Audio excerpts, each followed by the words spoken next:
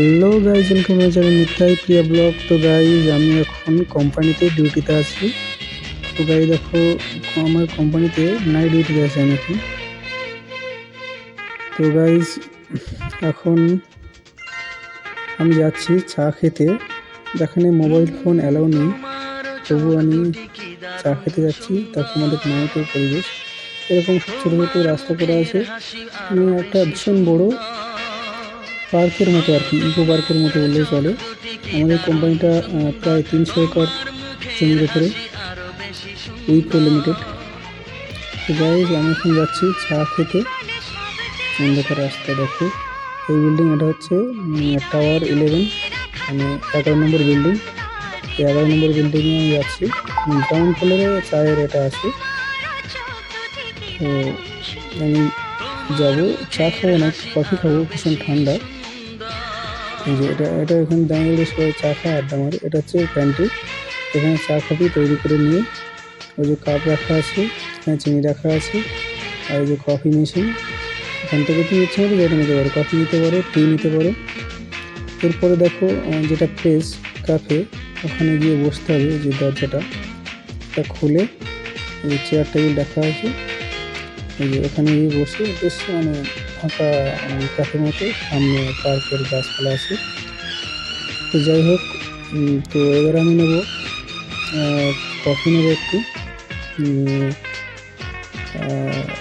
চিনি নেবো প্রথমে, 1 চামচ 2 চামচ চিনি নেবো, নিয়ে আমি মেশিনের কাছে চলে যাবো।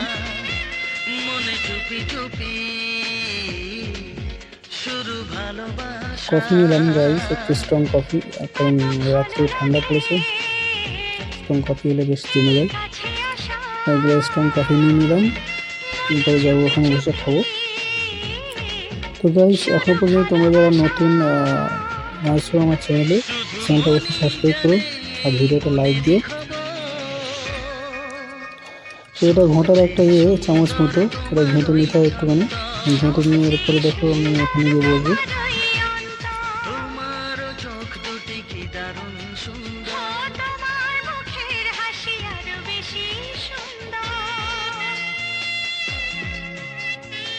ঠিক আছে, এবার আমি বসবো, বসে কফিটা বেশ আরাম করে খাবো।